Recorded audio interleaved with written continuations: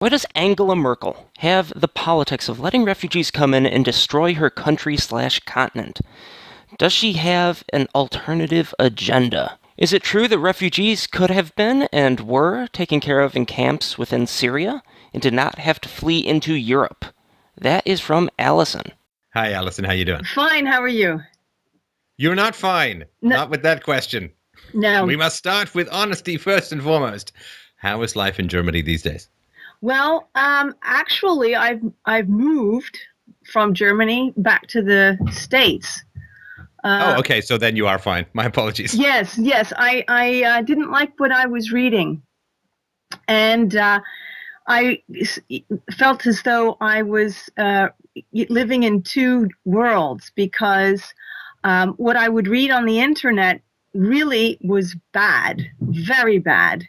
And what I would see developing in my town, I saw it slowly transforming and things would happen. For example, like there was an ambulance that was close to my house, and normally I would hear it 3 to 5 times a week. And in the last month that I was there, I would hear it between 3 and 8 times a day. I would see a lot more women. I would see women wearing the niqab. I mean, there were a lot of Turkish people in my town, so I was used to seeing the hijab. But, seeing the niqab and the burqa was a bit, I don't know, difficult to stomach as someone who, has worked hard to study, to get a job and, be treated as an equal. You know what I mean? So I had a hard time with that, to be honest. Right. And anyway, Sorry, go ahead. I'm sorry. I really enjoyed living in Germany and never, ever planned on returning to the U.S. I mean, it was just great living there. And I felt very bitter about what was going on. And I just didn't understand why that was happening. So I started doing a lot of searches on the internet and saw a lot of strange things that might be going on. And so it is the question, why would she do that? Well, I was just curious about your experience in Germany, though. Did you feel yourself threatened as a woman? I don't know if you're white or not, but as a white woman or as a German, did you feel threatened, or was it mostly just the environment that was a bit odd? I never felt personally threatened. I have to say I would go sometimes walking and see men, not in groups of, let's say, 20 or 30, but in groups of maybe 4 or 5. And of course, with what you read, it made you a bit uncomfortable. I was also living in the state of Hessen, and I had read, for example, that when they would put the refugees in a gymnasium of the school, that they would write letters, the school would write letters to the parents and say, if you have a daughter, please make sure she doesn't wear a skirt or shorts to school because that might cause misunderstandings, in quote. And I have some children, and I have 2 daughters, and I did not want to change my life like that. Then there was another thing that I had seen where people were complaining about how the refugees close to the schools were sort of heckling and taunting the children, and the mayor told the people that they should just take an alternate route to the school instead of walking by where these people are. So, I just didn't like the way I saw life changing. Then, for example, you have the St. Martin's Fest, which is in November 11th. And they wanted to change the name, or I don't know if it was official or what, but they wanted to change it to the Laterne Fest, the Lantern Fest, so as not to offend. And then I heard that they wanted to change the name of Christmas back to what they called it in the DDR, the Light Fest. Yeah, because they want to just sort of be accommodating to the multiculturalism. And I've just read now, while I was waiting here, that there is a German rail, which goes from Leipzig to Chemnitz, and they want to put a carriage in there for women and children only so that they would feel better and safer. And, you know, it's just, they're changing the way of life and they're going backwards, and it's just ridiculous. I mean, even after the Cologne attack, they were sort of blaming the women and saying the women should dress differently. And I've also read that when people are, let's say, victims, somehow things get twisted and the, native victims become criminalized and the perpetrator goes unpunished. So, well, sure, because they don't want the statistics to show up about how dangerous some of these migrants are, right? I mean, so the police will either refuse to arrest or refuse to go into the no-go zone areas, as we saw with this Australian 60 Minutes crew who tried to go into Little Mogadishu and were driven out, and the police refused to go in there with them, saying it would just be too provocative. So the police, I assume, are under orders from the civil authorities, or under, maybe not orders, but strong suggestions from the civil authorities to not make the numbers look too bad, right? Like, I mean, we're in this world of magical thinking where if you change the numbers, you change the reality. And so the same thing is true in the States, right? In the States, after Ferguson and after these riots and so on in particular, they have, I think, just stopped arresting as many blacks or stopped confronting as many blacks. And this is causing violent crime to resurge again in some American cities after like a decade or two of decline. And so, yeah, I mean, it is barbaric and it is medieval to start instituting these standards which comply to an irrational and aggressive ideology and which roll back the hard-won gains for women in the West. And there is no end to this. I mean, where is the line in the sand? Where did you say no?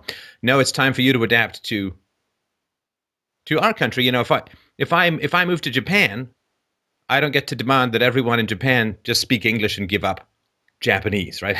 The expectation would be that I would learn Japanese and I would adapt into that culture if I wanted to. And if I didn't want to, that would be fine, of course. But there is no end to this appeasement at all. At what point do you mean? I watched this show recently here. Well, so here in North America, this was an American show where this guy was on this panel with a bunch of leftists, and he was saying, look, the 500,000 girls in America are now at risk for female genital mutilation. I mean, that this would be an issue in 21st century Western America, female genital mutilation. Yeah. And of course, the feminists were all, nonsense, I don't believe it. Yeah, because, what? 1 in 4 women raped and then campus rape, that's all more believable than the fact that people from third world cultures come to America, sit on welfare, and keep those third world cultures. Well, on your point, sorry, go ahead. Sorry, about assimilation, I don't think that is necessarily a problem because, for example, if you go to New York City, you may go into Chinatown and you will find people there speaking only Chinese. They cook Chinese food. They have everything Chinese. You're like in China. If you go to Little Italy, you'll find the same. There are people who only speak Italian and they brought their culture and tradition. Same with the Polish neighborhood. Same with everything. But I think there's a difference here. And it is just hard to say, but there seems to be, at least if you read, I've read a lot or seen a lot of videos from Bill Warner. Don't know if you know who he is. I do. But, he writes why people are, scared. And it's because in the history, there has been the desire, let's say, to spread and take over.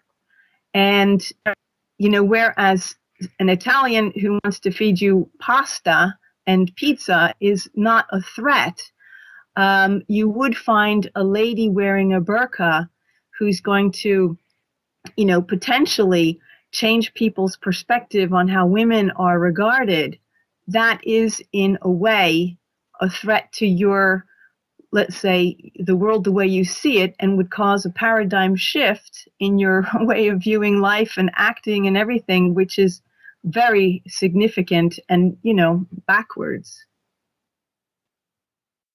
Yeah, I mean, yes, of course. It's the difference between culture and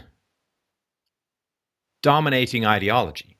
I mean, if Italians move into the neighborhood, there is a kind of enrichment there that's welcome and fine. It doesn't generally increase the crime rate, right? It doesn't make the streets unsafe, because I guess since the days of Rome, Italians haven't been all about let's move to a new country and take it over and impose our theological totalitarianism on the country, right? Yeah, that's right. And so number one, you're talking about culture, and number two, with the Chinese, you're talking about a very high IQ group, right? Chinese, as East Asians, so Japanese and South Koreans, and so on, they have an IQ that's higher than the average of you and I, in terms of the races, right? I mean, they have the highest, outside of the Ashkenazi Jews, they have the highest IQs around, and high IQ is associated with. Yeah, that high work ethic, low criminality, low welfare. If you've got a high IQ, going on welfare is a really bad deal, and you're smart enough to see it, right? Because if you have a high IQ, you can go and make $70, $80, $90, $100,000 just by going and working decently hard because you're really smart. And so it's a bad deal for you to go on welfare, because you'll make less on welfare, even counting the welfare cliff. You'll make less on welfare if you're smart. Now, if you're low IQ, welfare is the very best deal you can get. And that's why people tend to stay on welfare, which blunts their desire to integrate. And, if you come from, I don't know, some country in North Africa, let's say you only speak Arabic, you move to Germany, you live with a bunch of other people who all speak Arabic, you're on government welfare, so you don't have to integrate. Are you going to wake up every day and say, well, I should really go and learn German? Well, first of all, if you're low IQ, and North Africa has a low IQ relative to between 80 and 90, depending on where you count it, as is the Middle East as a whole. So it's going to be really hard for you to learn German, just as it is to move from one script to another, right? I mean, I remember going in the year 1999, I went to Morocco with a friend of mine. We spent a week or two in Morocco, and then I flew straight to China. And I spent 3 weeks in China for business. So basically, I could not read a sign for like a month. And it was like, oh, this is terrible. I don't know what's going on. And so if you're not that smart, then learning German is really, really hard, if not just fundamentally impossible. And what is the upside of you learning German if you're not that smart? Well, you're not going to do that well, because even if you learn German, you're probably not going to learn it that well. And what kind of job can you get if you're not that smart?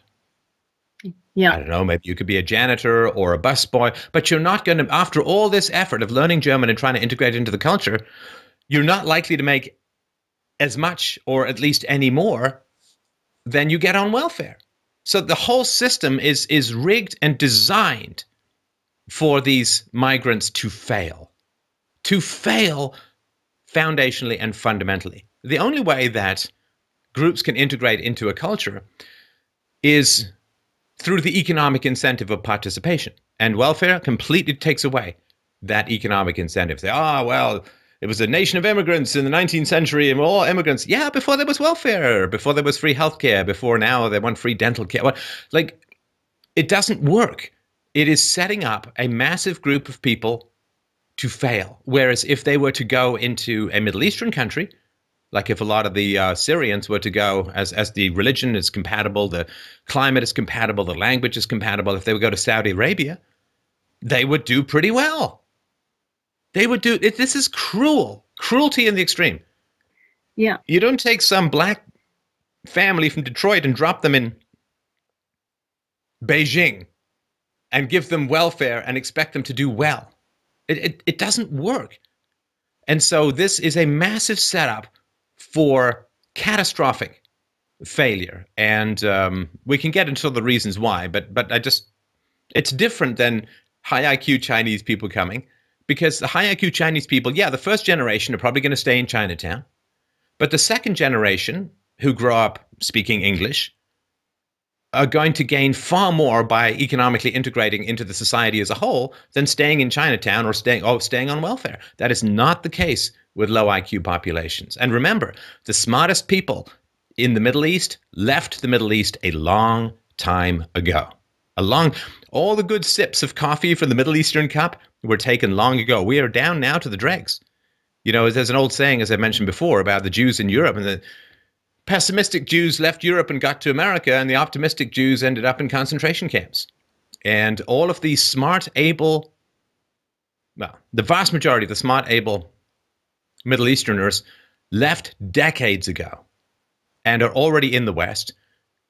Who's coming now is the people who either couldn't or didn't or weren't smart enough or couldn't get through the paperwork or weren't literate. All those people are coming, and they are going to fail disastrously to integrate.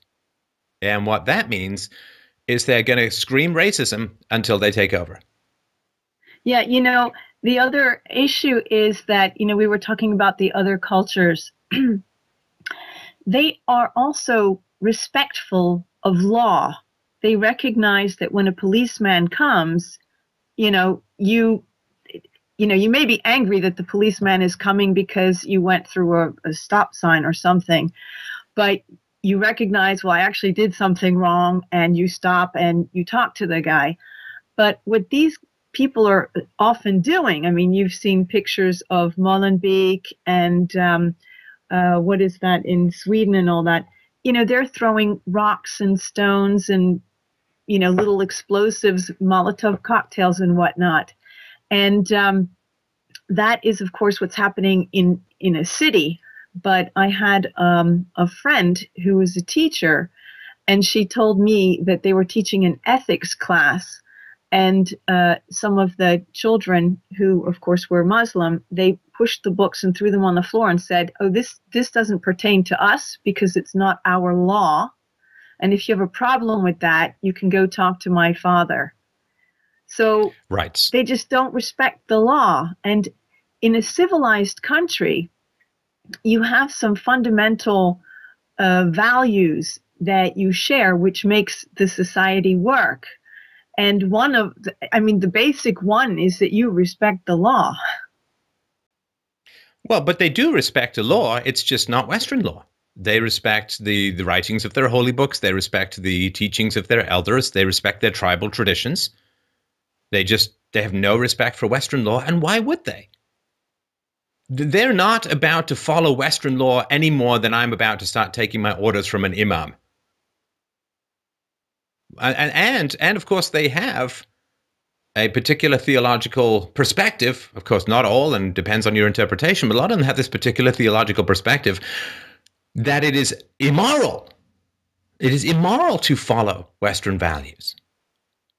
It goes directly against a lot of the teachings. And so the idea that this is somehow going to be compatible or is going to work out is mad. I mean, you can put a sheep in with a lion, but only one of them's coming out in the morning. And you know who that will be. Well, I think I can see which way it's heading. I can count reproductive rates. Well, I guess we'll see what happens. We won't. Sorry, I don't want to. Sorry to interrupt you, but I don't want to say we'll see. There's a maybe. Without significant action, without at least having a conversation in Germany, the conclusion is absolutely certain. Absolutely certain that Germany, as it has constituted itself for the past few hundred years, will cease to exist in its current form.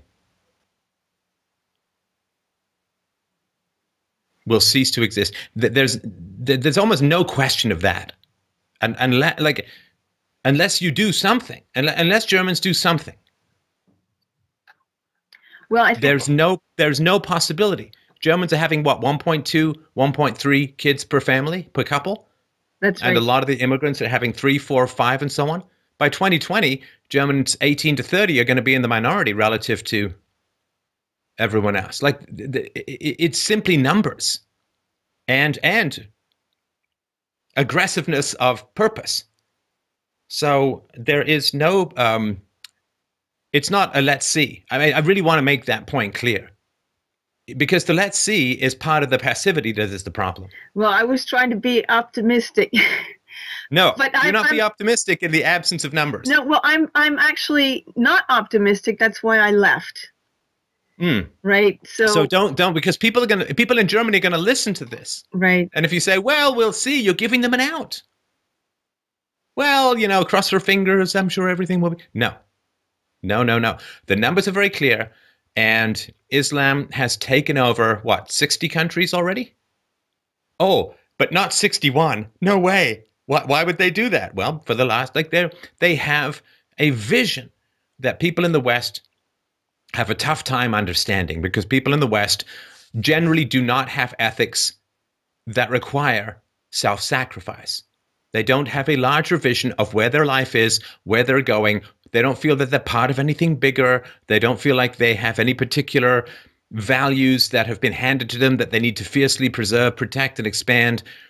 We, in the West, we wake up and we say, how can my life be a little nicer today?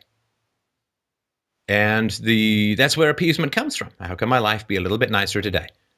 And the problem with appeasement, of course, is you get weaker and your enemy gets stronger. Yep, that's pretty bleak. It's not bleak. No, don't. I mean, I don't mean to stereotype you as a lady, but you're applying all these emotional terms to things which are simple facts. They're not coming. The migrants are not coming to integrate. They're not coming to integrate. There's no question of that. And we have, what, 2 or 3 generations of facts in Europe to look at. The Turks in Germany, how well did they integrate, the Muslims integrate in Pakistan? How was Bosnia and Serbia with regards to these conflicts? Where do they go and integrate? This is not bleak to state facts. No, that's right. I mean, the other thing is that since it is the vast majority, I think something like 75 or 80% are men who came in. And, the goal was originally, I think, to help the people in Syria. And people were coming from, or are coming from, every corner of the world. I mean, they're coming from all over Africa, Eritrea, Sure. Somalia, Libya, Morocco, Tunisia, Algeria, and all the way as well from Pakistan and Afghanistan. And, people also from the Balkan area. So, and they're men, right? So who are they going to have these kids with? I mean, I know we say that that they typically have 4 or 5 kids, per wife. And I know that Angela Merkel said that she would allow them to bring their wives. I think maybe she has, I don't know, is she toning that down? I hope. But I don't know. Is it better or worse if they bring their wives? Because if they don't bring their wives, then probably the rape will not go down. And if they do, you're going to, be outnumbered sooner rather than later. So it's really not a good situation. It's death by fire or hanging. No, it's not. Look, right? There are 1.6 billion Muslims in the world, and were they converted by the Aristotelian rational and empirical basis of the Islamic philosophy? Of course not. Of course not. Of course not. That's not how people became Muslims throughout history. And yeah, so you're right. I mean, if the wives come, then they'll start having kids, which the German taxpayers will have to pay for. Yeah, because the women don't work typically. Right. And where would they work? They don't speak German. That's right. They have no skills. 2/3 of the people coming from Syria are illiterate in their own language, for God's sakes. Illiterate in their own language, let alone German. Come on. I mean, this is insane. So either they're going to bring their wives, in which case they're going to stop breeding, or, and this is true of third world cultures as a whole. Low IQ cultures, you could argue that there are selected, as we've talked about in Gene Wars. They just have kids and have kids and have kids and have kids and have kids and have kids and have kids and have kids. And that's the nature of the beast. This is one of the reasons why the countries remain poor. I mean, other than the IQ, or it's a signal, they just breed like crazy. No resources, not enough to go around. So either they bring their wives or they don't bring their wives, in which case you have a lot of unattached young men with no jobs, no family prospects, no dating prospects. What happens then? It's definitely a recipe for disaster.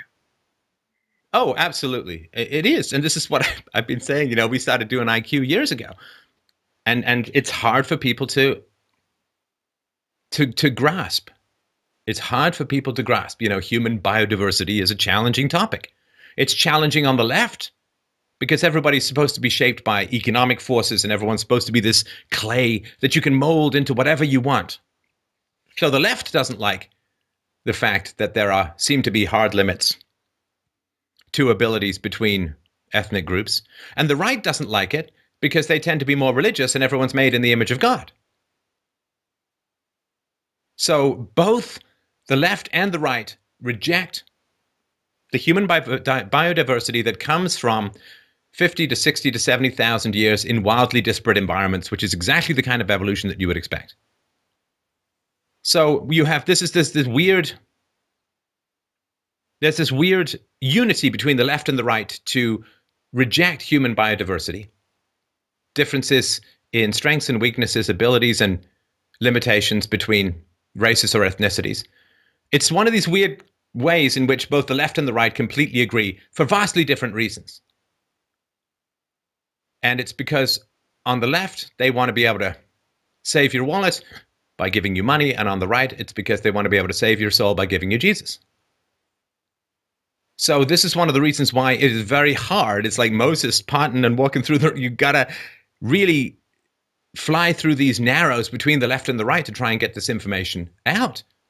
Which is why when when somebody brings up this sort of ethnicity or race and IQ stuff, people on the left attack you and people on the right just, it's God's image, the soul is not material, not subject to evolution, and, all that kind of stuff. So, but the lack of this knowledge is, it literally is destroying civilization. And it sounds like hyperbole, but it is absolutely true.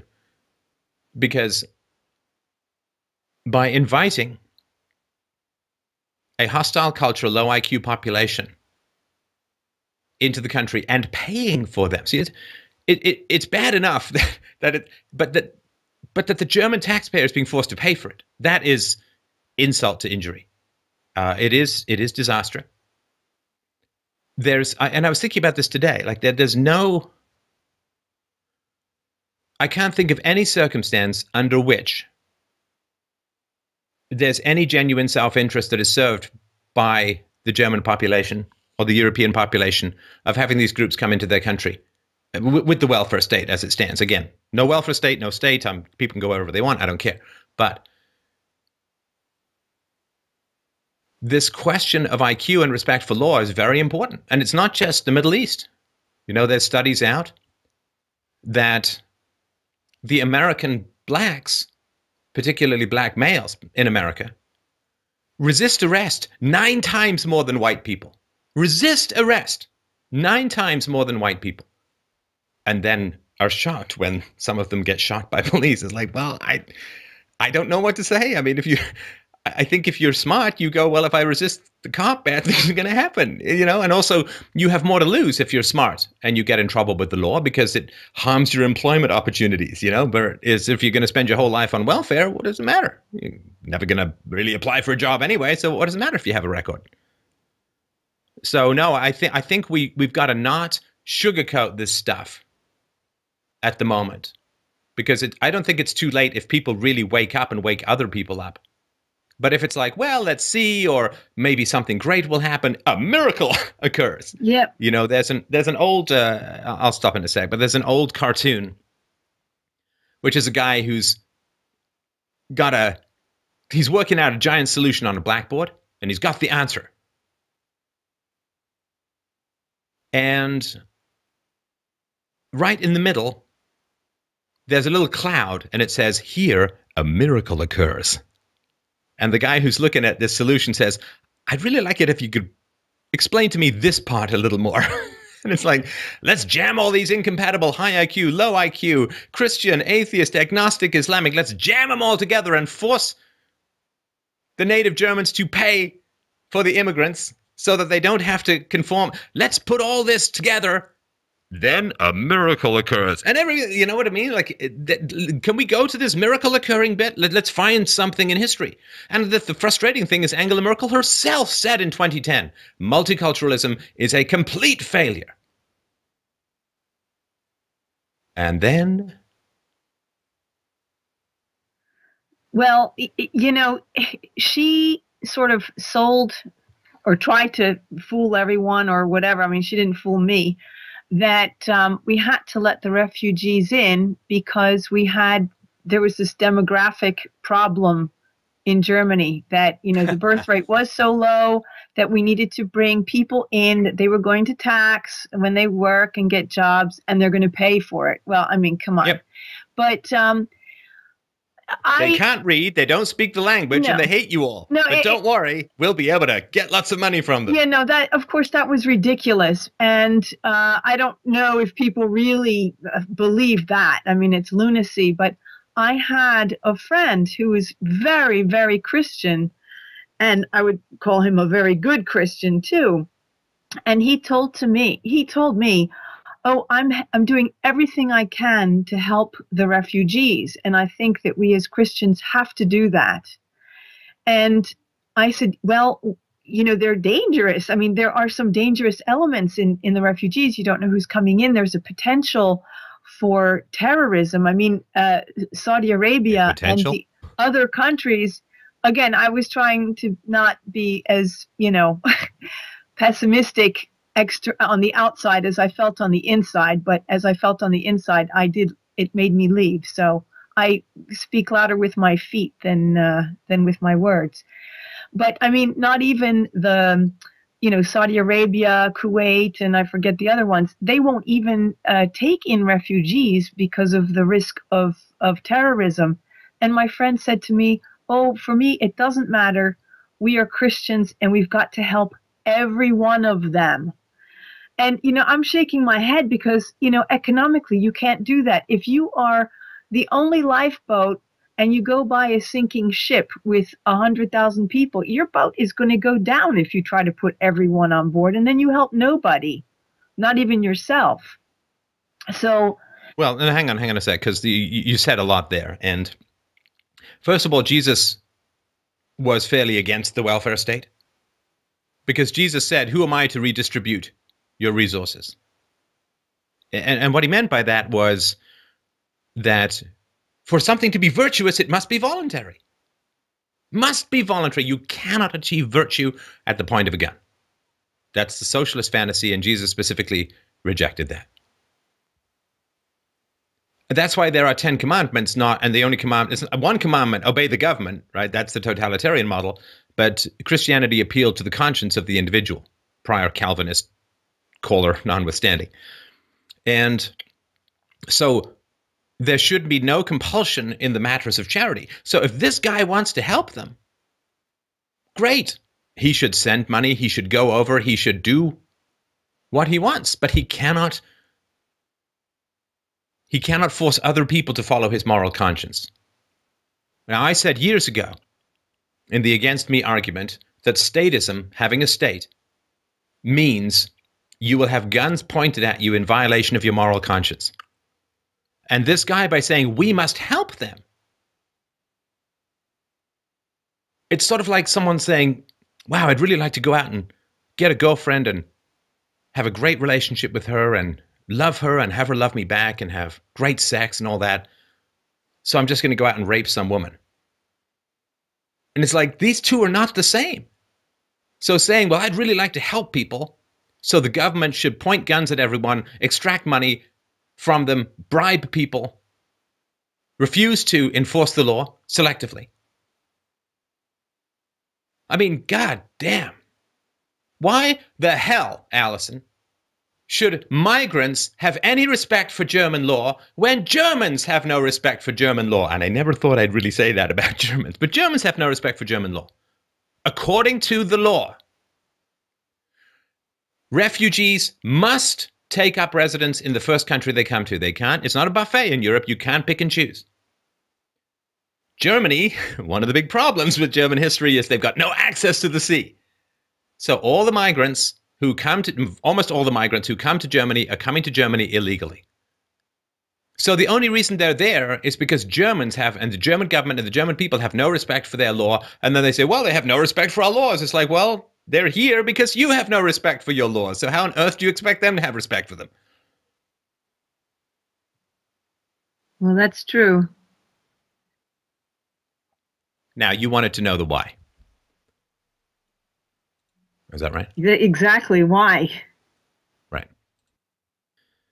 Well, Allison, I will try to tell you, and then you can tell me if it makes any sense to you. Yep. Actually, no. I'd rather this be a conversation. That's all right. So you're a married woman, right? Yes, I am.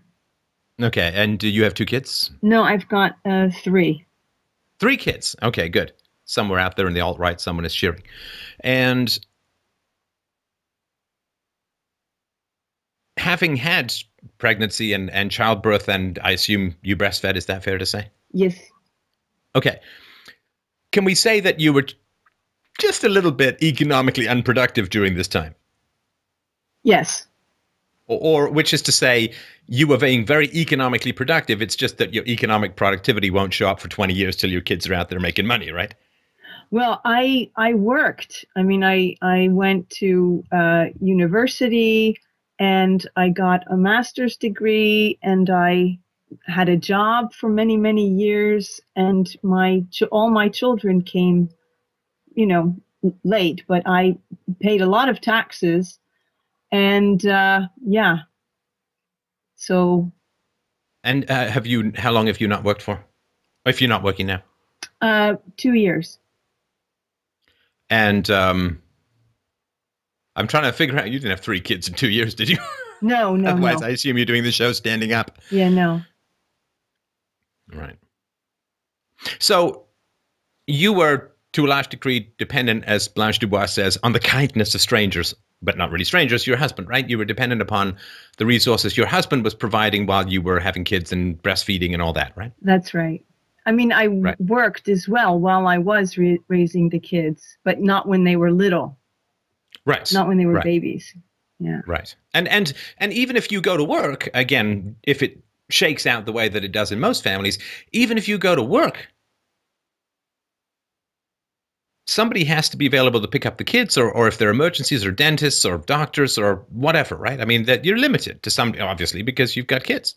That's true. And it's not a bad thing. It's the joy of having children, right? Yeah, that's right. Oh no, it's a snow day. I guess I'm not handing in that report. I mean, you know how it works, right? Yeah. Although with the laptop, you can do quite a bit. Yes, that's true. That's true. So, I mean, suffice it to say, I worked a lot, even with young children, and I worked basically day and night. Well, but that means that you're to some degree less available to your kids, right? Well, I worked sometimes very late at night to make up for the time I couldn't work during the day. Okay, that just means you're less available to your husband. I didn't. Yeah, that's right. I mean, I'm not trying to corner you. The women who say I can do it all are not telling the truth. It's impossible to do it all. Yeah. I do this show. I could do this show and write books until I became a father. And now I can do this show and be a father, but I can't write books anymore. At least not until my daughter's older. I mean, you can't, it's only so many hours in the day, right? Yeah, that's true. It's not a criticism. I mean, it's just a fact, right? Yeah. Jack of all trades, master of none. So you end up not doing anything, fully. Not as well as you could, right? I mean, this is one of the reasons why it's harder for women to get ahead in certain fields, like the very highest levels of professions and so on, because it takes a lot of ambition. Ambition is partly driven by testosterone. And also women want to have kids. And so, it takes 20 years of like crazy work to become really excellent at top level at something. And if you're going to have kids, you're just not going to have the focus. I mean, it's just not possible. It's not possible because there's only so many hours in the day and you can't magically. Anyway, so you get all that. So here's what I think happened. Do you know when did women get the... No, you're from America, right? You just were living in Germany for a time, right? Yeah, that's right. Okay. So women got the vote in Germany in the 1920s, right? That's right. And sorry, in America in the 1920s, probably in Germany too. Now, there were two things that were missing when women got the vote. Because the vote is basically, where do resources go in society, right? That's what the vote is. The vote is two things. Where do resources go and how should violence be used? Now, these two things kind of overlap.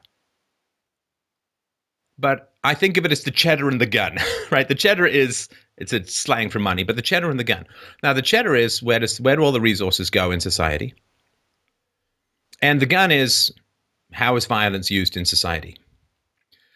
Now, when men had the vote, in the 19th century, for the most part, I'm thinking about this more in England, it's more where I know, there was a property requirement for having a vote. Do you know why that was? Like you had to have a certain income or property to have a vote. I guess because you had a stake in, the area that was going to make, have the decisions on it. I don't know. Excellent. Okay, good. That's perfect. Put the mic to your head. I kiss your brain. Okay. So that's, yeah, exactly right. So the state is around the protection of property rights. And if you don't have property, but you can vote, you have no stake in the protection of property rights. Right. And so what limits our desire to go full piranha on the cow of public resources is that if you have an income and you have property, you're less likely to want to raise taxes on those who have income and have property because you'll be hurting yourself. So this was the basic argument in the 19th century was, if we allow the poor to vote, the poor will vote to take away the property of the rich and everyone will become poor. Mm. So, and you could sort of look at this as an IQ proxy as well, insofar as if you have an income and you have resources or you have property, you're much more likely to be smart than people who don't. And so you will be able to think about the larger interest of society rather than get me some cheddar, oh guy with a gun, right? Right. So that's number one. When women got the vote, they had very little income and very little property. They were poor relative to men as a whole. And by poor, I simply mean that they individually themselves didn't have a lot of assets and resources. As part of their husband's family or as part of the family as a whole, they did, right? That's right. So women didn't have a lot of property when they got the vote. So what did they do with that vote? Well, they probably voted to turn things in their favor, of course. Yeah, they voted to take away everyone else's property. Okay. But this is why you have a Great Depression, right? After women get the vote. Because women are like, hey, free stuff. Plus, women can no more resist attractive men offering them stuff than men can resist attractive women offering them sex, biologically. It's just the way that men and women are hardwired. Right. And so when you get women voting, you get a whole bunch of busybody programs like getting rid of alcohol and because I don't want my husband to drink, so it's the government to whatever, right? I don't want to take responsibility for marrying a drunk, so let's get the government to put in prohibition. And so you have a massive resource transfer from men to women when women get the vote. Because when women vote to take away the money of people who have property and women have far less property, they win. Totally win. And then you get like old age pensions and all the stuff, right? And you get the push for free healthcare and all that because women consume more healthcare dollars than men.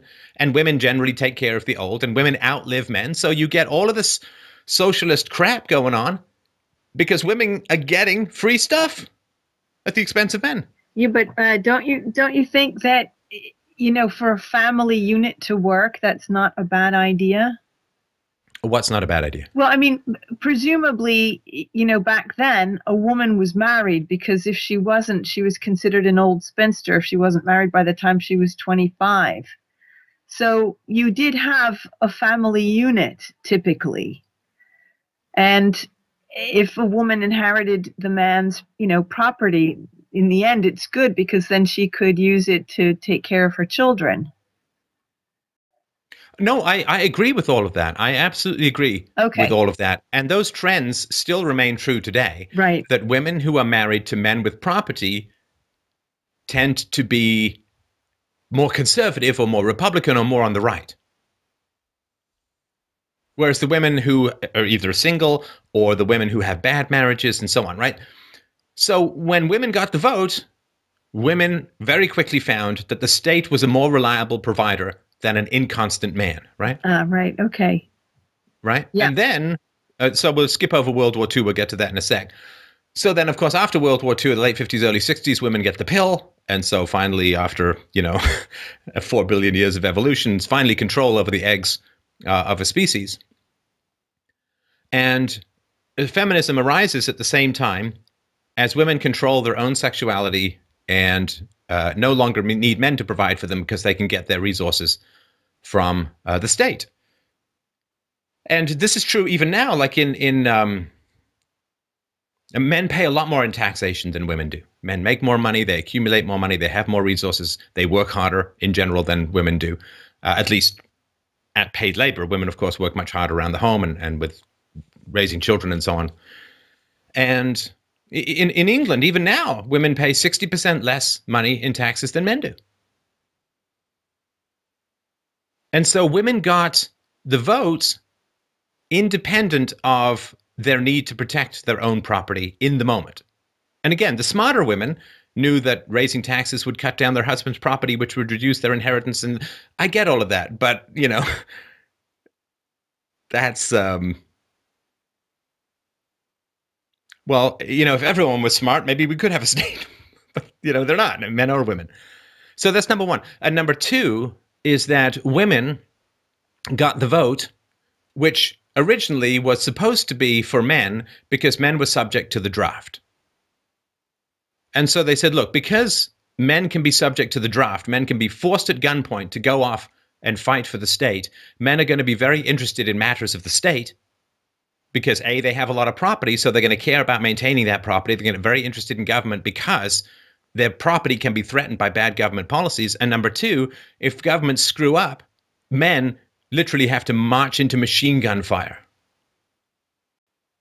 And so this is one of the reasons why men have adapted to take a great deal of interest in political science, in military history, in history as a whole, in philosophy and so on, because these are all tools by which we understand and manage the power of the state. And if your property is subject to confiscation by the state and your very life and limbs are subject to confiscation by the state through the draft, well, you're going to take quite a bit of interest in government policy because it fundamentally affects your resources, your life, your sexual market value, the whole thing, right?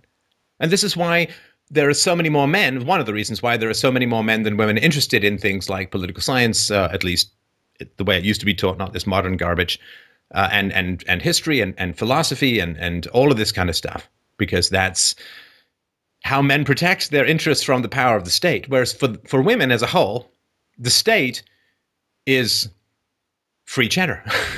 You don't need to If you have a machine that never breaks down, you don't need to study how it works. Whereas for men, the machine continually breaks down in that it takes their property and takes their lives, so they've got to keep an eye on it and learn how it works. That's why it's the founding fathers and the woman were sewing the flags. Again, I'm really generalizing, and I hope I'm not being offensive, but that is fundamentally one of the reasons that it happened was when women gained political power, women became dependent on the state at the expense of men. And like all people who were guilty, they had to demonize those they were dependent on.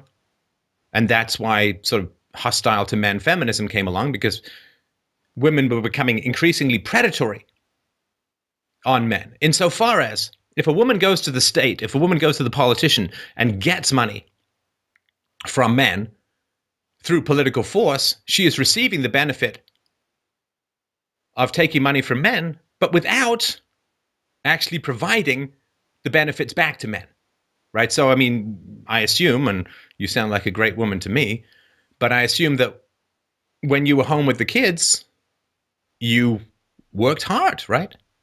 Yes. I mean, it's hard work, right? Yes, it certainly is.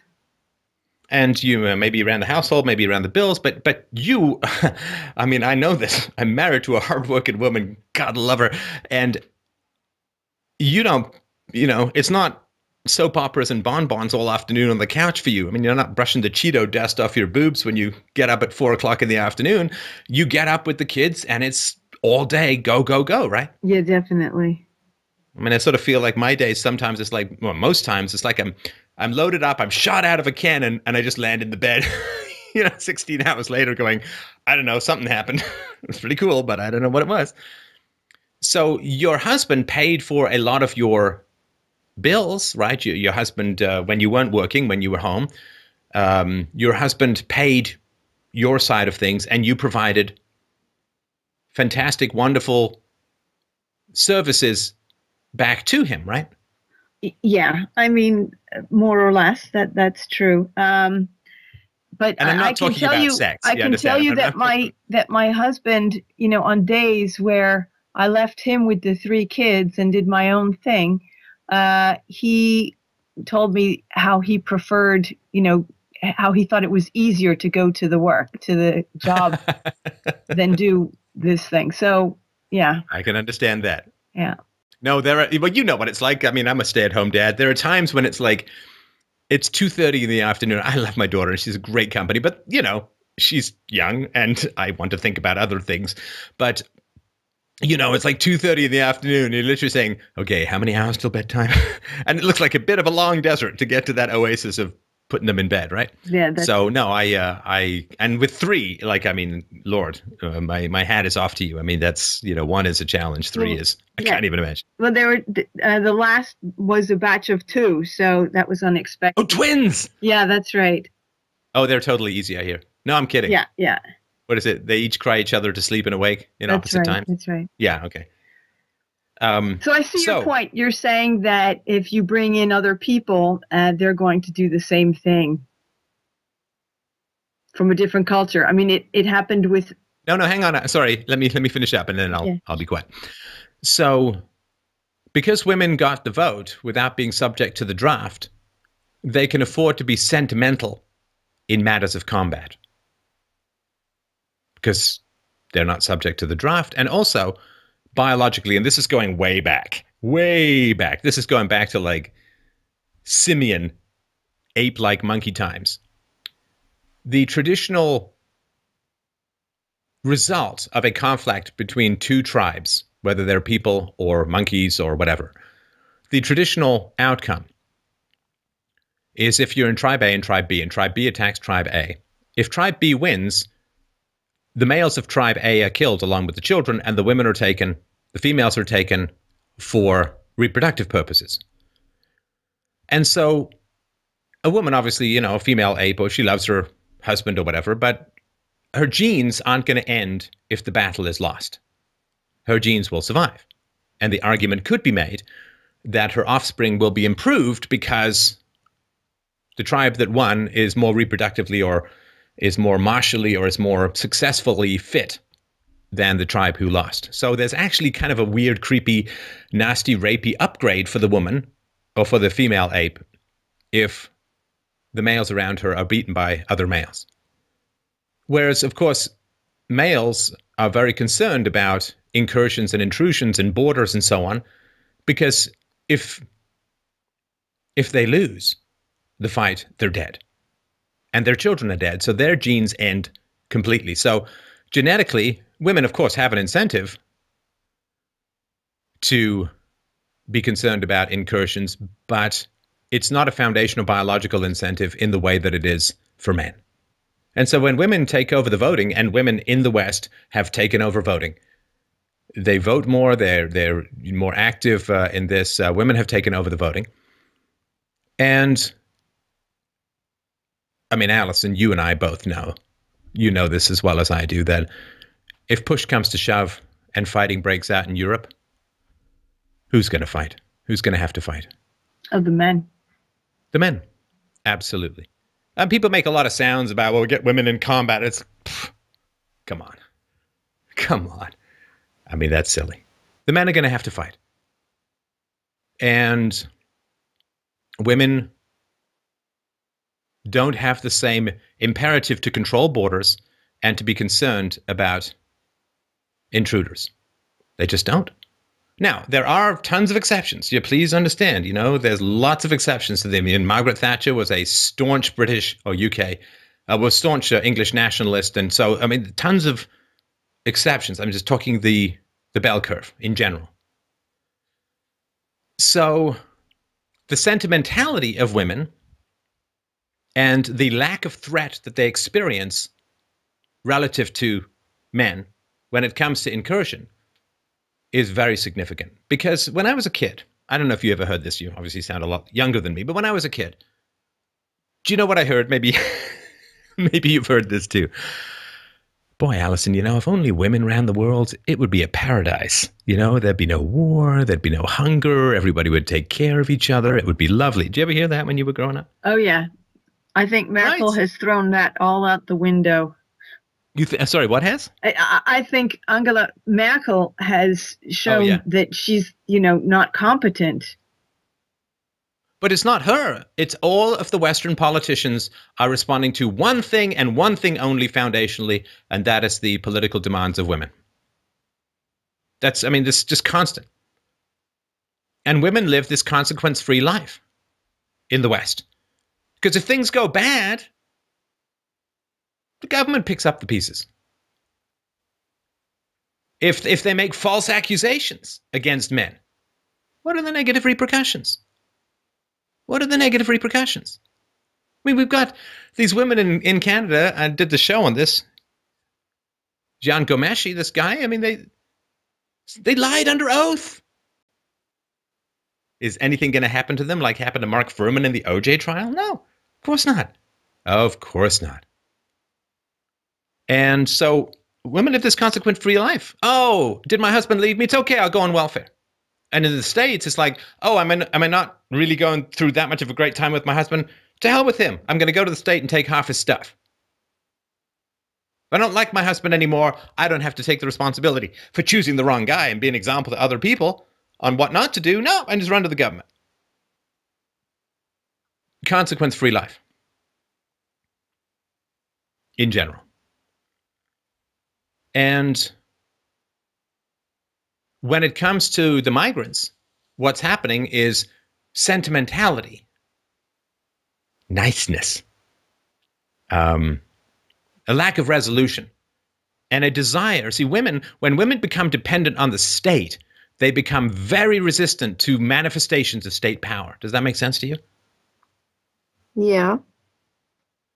Right? I mean, it's like to take an extreme example, like the wife of the mafia head does not want to go on a ride along to the hit.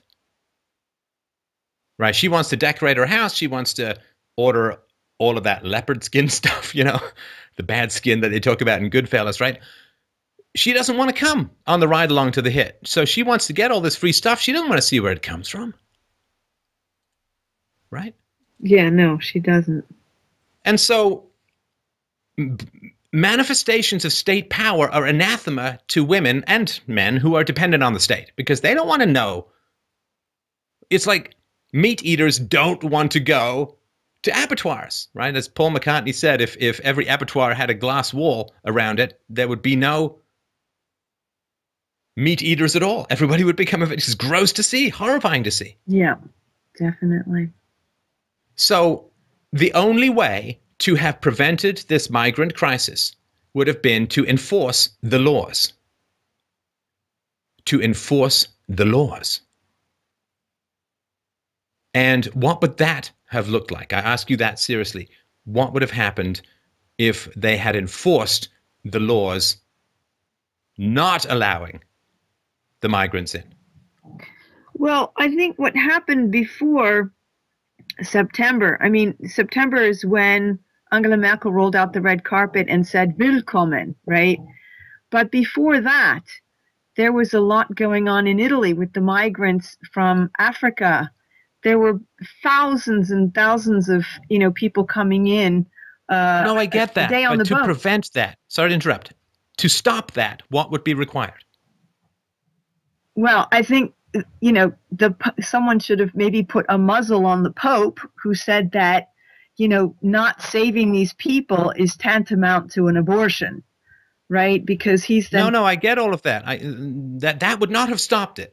Well, turning the boats making the Pope stop talking would turn no boats back. I mean, the boats weren't sitting there saying, hey, what's the Pope saying? Is he saying we're good? Okay, let's keep going. If he says we're bad, we should head back. That's not how the migration works. No, but it made people, feel the obligation and to be a good Christian and to help and save everybody. No, not everyone. And I know you've got a male friend who's a Christian. What I'm asking is, and this is sort of confirming the thesis, right? What I'm asking is, what would have been required physically from the state to turn the boats back? Well, laws, of course. Or nope. Not laws. You already have laws. They didn't turn the books didn't march down to the beach and do anything. Enforcement of the laws. Which means what? Which means having the people turn the boats back physically. And how do they do that? Well, I guess either with a bigger boat, you escort it back by dragging it, or, there apparently was, I had read that between Italy and Great Britain, there had been a secret agreement that they would actually, destroy the boats before they left the dock in, Africa, so that they couldn't launch in the first place. But then someone found out, and then that, of course, didn't happen. Well, it's not, of course, right? So the guns would have had to come out. Yeah. See, all you're talking about is, and again, I respect and love you for it, honestly. But what you're talking about is everything but what it is, which is the guns would have to come out and people might have to get shot, because that's what laws are. Laws are comply or die. And it's every single law on the books is comply or die. Comply, or we're going to escalate violence against you until you either do comply or you're dead.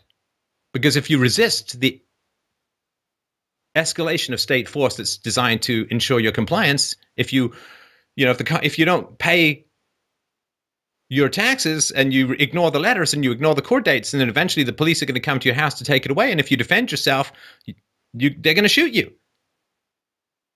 The guns have to come out. And again, this is something that, the gun in the room, I've been talking about it for a decade.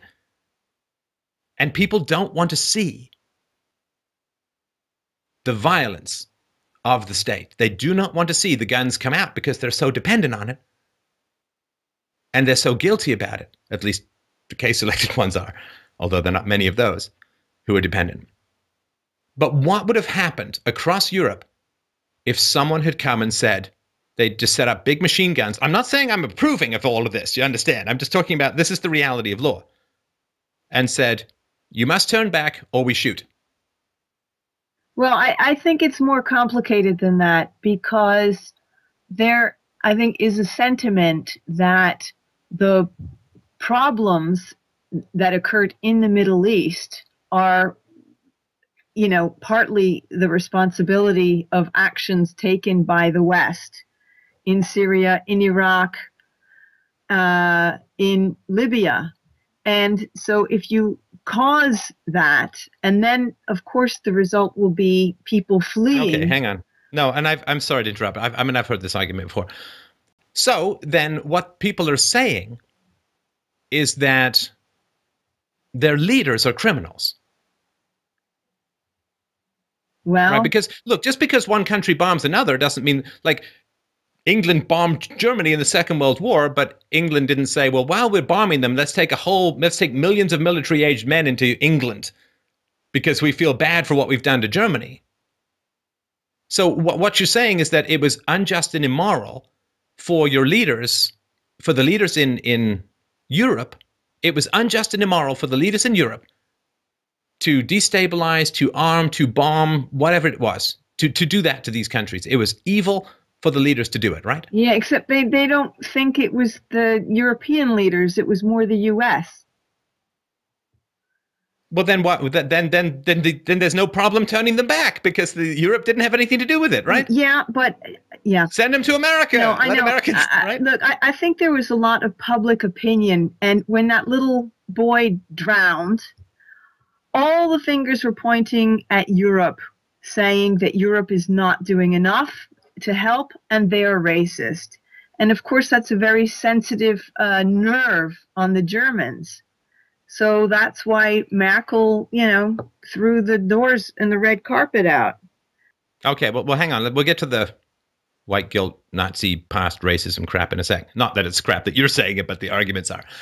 So if Europe has responsibility for what's gone on in the Middle East, and certainly Europe has had troops and weapons and arms sales and all that into the Middle Eastern countries and has joined and was a coalition with the US invasion of Iraq, some European countries.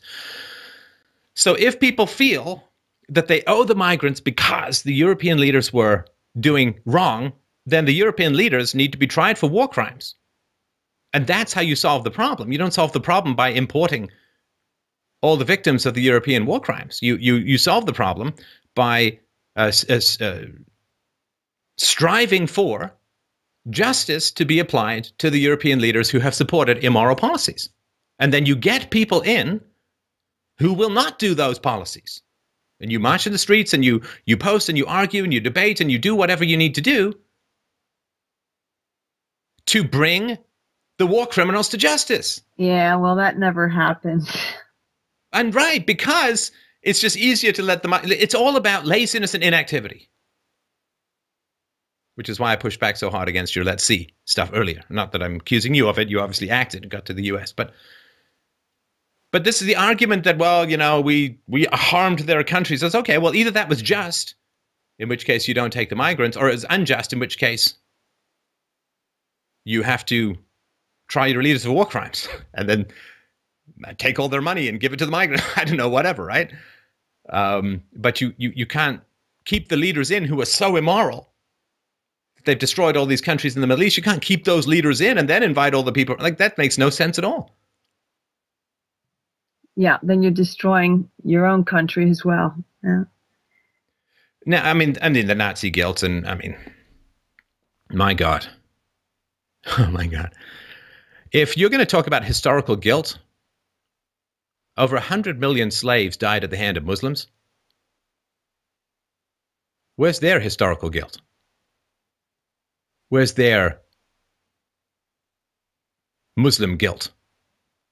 Where they've taken over 60 countries, largely by force of arms. And then they get so upset about Israel because there's one tiny sliver of the Middle East that they haven't been able to reliably conquer. It's like, oh, Israel is so bad because they took over a piece of the Middle East and they're imposing Jewish values. It's like, what about the 60? Doesn't matter. That's different. We don't talk about that. Where's the Muslim guilt? That's what I want to know. Taking over 60 countries? Where's the Muslim guilt for female genital mutilation?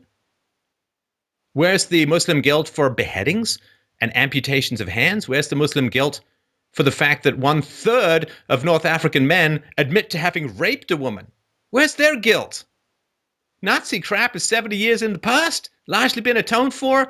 Germany's done wonderful things in the post-war period.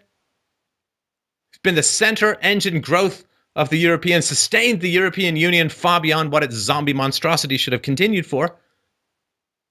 So how on earth is Germany still guilty and the Muslims have nothing to feel bad about? Well, I can't answer that.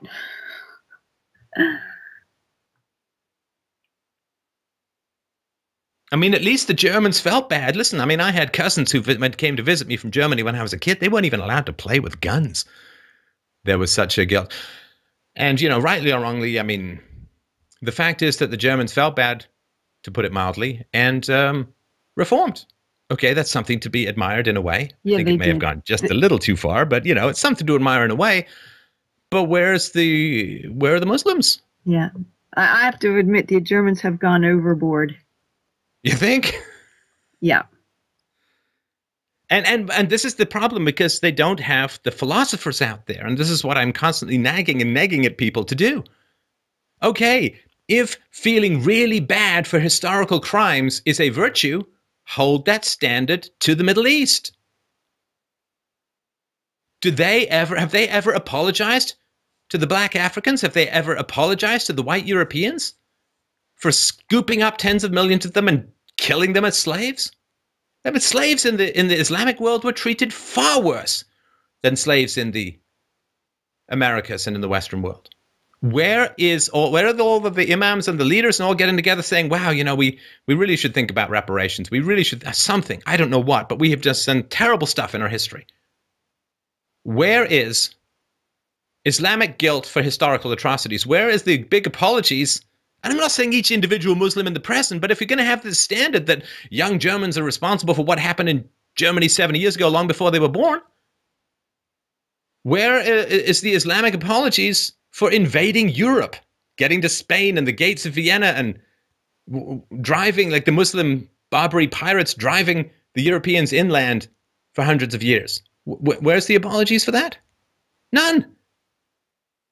None. So it's like, okay, we feel bad for our historical things we did that were historical and bad.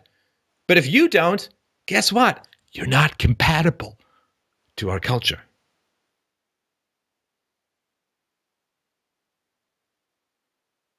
I mean, they don't feel bad about it.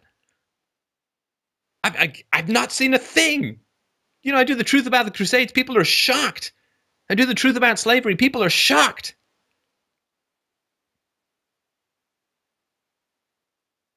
You can't be around Germany without hearing about war guilt. No, it's impossible. And I've never heard the guilt for historical atrocities coming out of the Muslim world. So how is this going to be compatible when one group has a fevered conscience and the other group seems to have no goddamn conscience at all? The prospects aren't good. No. Just the prospects aren't good for Europe. That's clear. Passivity. Yeah.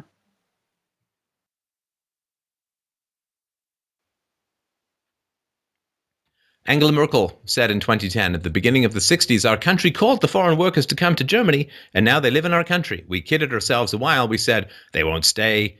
Sometime they will be gone. But this isn't reality. And of course, the approach to build a multicultural society and to live side by side and to enjoy each other has failed. Utterly failed. And again, a philosopher, if not an evolutionary biologist with honesty and a spine, could have told her this at the beginning. Because a philosopher will say, if tolerance is a value, then intolerant cultures must be kept out. It's as simple as that. That sentence, that's it. If tolerance is a value, you must reject intolerant cultures. How complicated is that? It's not. I explained this to my daughter when she was 5.5 years old, and she got it in about 20 seconds. It's not that complicated. If tolerance is a value, you cannot have intolerant cultures come into a tolerant environment. Yeah, I think that's true. And I think that people don't realize, or maybe it hasn't been articulated in such a way, but I think everything has its limits. So, for example, we used to have, freedom. A smoker had the right to smoke, but nobody, really cared that his right to smoke impinged on the non-smoker's right to breathe fresh air. And then they finally said, well, we've got to now have respectful freedom so that the smoker is allowed to smoke, but not where a non-smoker is.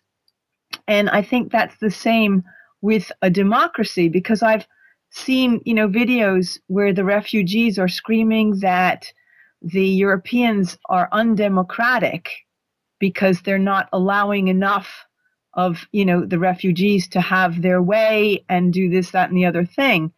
But it's, there has to be a limit, because, of course, when there will be a majority of, refugees or people of Islamic religion, then they will have Sharia law, and then the democracy is over. So if you want to protect the democracy, you have to draw limits.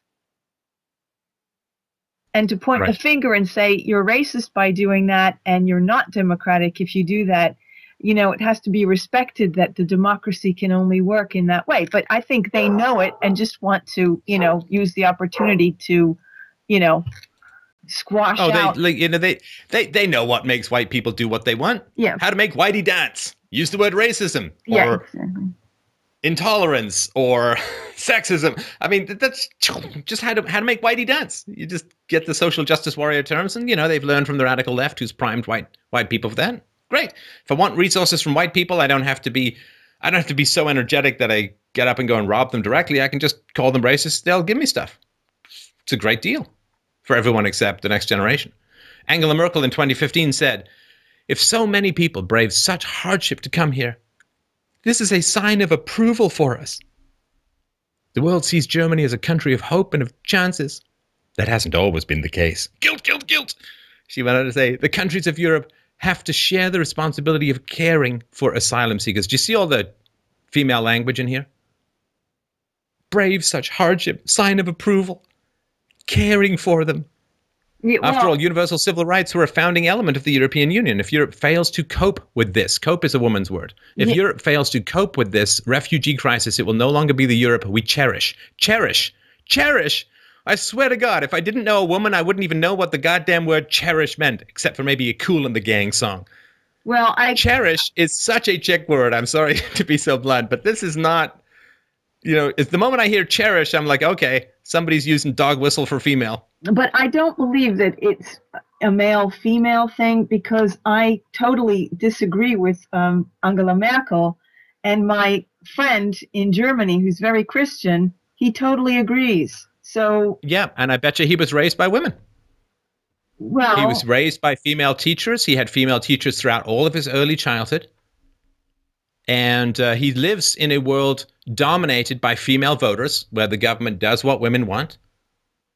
And maybe he had a priest, who was male, but he lived in a female-dominated universe, as all men in the West do, almost without exception. All men in the West have grown up in female-dominated environments. Okay, but you know what? A male-dominated environment is Sharia law, and I think that's pretty bad. What? What do you mean a male-dominated environment is Sharia law? What are you talking about? Well, it's a male. Was there culture. Sharia law in the 19th century in the West? No, but I guess what I'm saying is today, you'll see, I mean, it's obvious that is an example of male dominance, and I don't think that's very good. But I mean, I didn't mean to Wait, hang on. Sorry, I just missed that. What was an example of male dominance? Well, I guess under Sharia law, the woman is, a second class, actually, I would call it a third class citizen. And it's basically a male, a patriarchal society. Yeah, but no, that's not male. That's not male. That's Muslim, not male. The defining characteristic of that is not penises, but ideology. Because what you're saying is that all penises want Sharia law. Now, I've not talked to a large number of penises in my life. I've known one well. But it's not a penis thing. It's an ideology thing. And so what's happening is I'm pointing out that where the West is in a female-dominated society. And the reason I talked about this earlier, Angela, which was to say, oh, if only women ran the world, it would be a paradise. Well, women are running the Western world in general, and it's a mess. Now, don't get me wrong. Men running the Western world wasn't that great either. I mean, there were 2 world wars and stuff like that. So I'm not so, look, the problem is the state. The problem is the state. It's not like women are bad or men are bad. It's not like that. But, you know, men plus the state, we all get that there were huge problems with that. But women plus the state, there are just different sets of huge problems with that. I agree. I mean, certainly what she has done is a catastrophe. So she went on to say, 2015, if we don't succeed in fairly distributing refugees, that's women talk, fairly distributing refugees, then of course the Schengen Agreement question will be on the agenda for many. German thoroughness is super, but right now what we need is German flexibility. Flexibility, also a woman's word, and yoga teachers. She went on to say there can be no intolerance of those who question the dignity of other people. There can be no tolerance of those who question the dignity of other people. There is no tolerance of those who are not ready to help, where for legal and humanitarian reasons, help is due. Okay, so no tolerance of those who question the dignity of other people. So I'm a reporter and I say, well, does Islam respect the dignity of non-Islamic people? Is that in the ideology? Is that in the practice?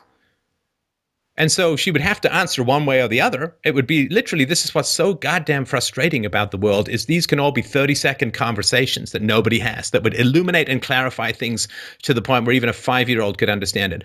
She says, there can be no tolerance of those who question the dignity of other people. Okay. Do Islamic countries ever offend the dignity of women or children or non-Islamics?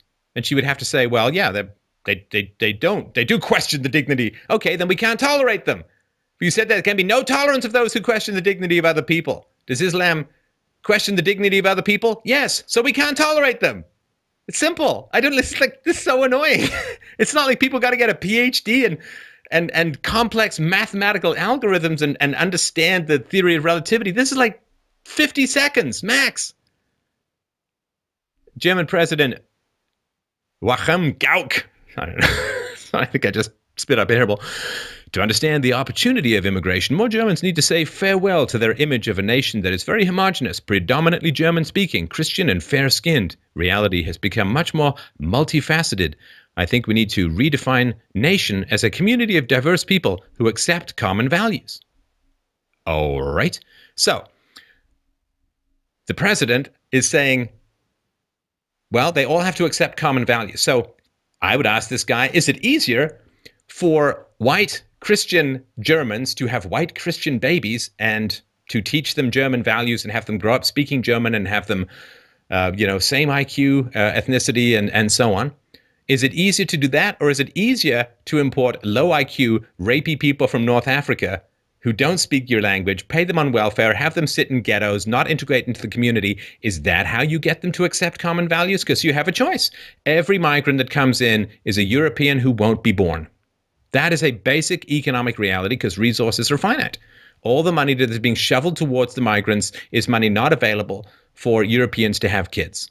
And I don't care, the race of the Europeans doesn't matter. But every single migrant that comes in is one less European who's going to be born. They're not adding to European society. They're displacing European society because the smart Europeans are saying, it's too expensive. That's why the birth rate is so low, because welfare keeps going up. So, one of many reasons.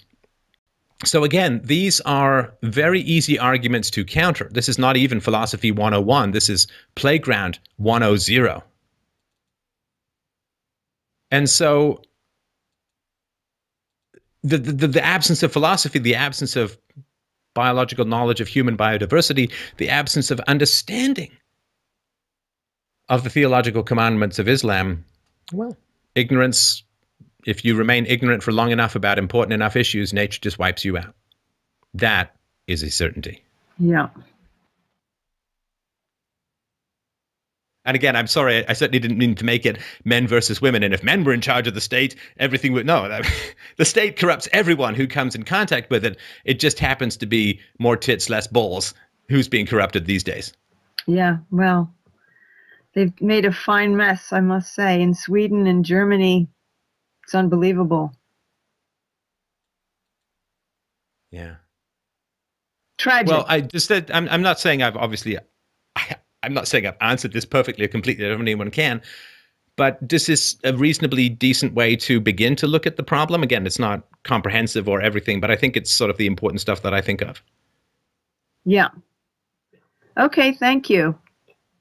Thank you very much. A great call. You were absolutely welcome back anytime. It was a great pleasure. Okay, my pleasure too. Thanks. Thank you.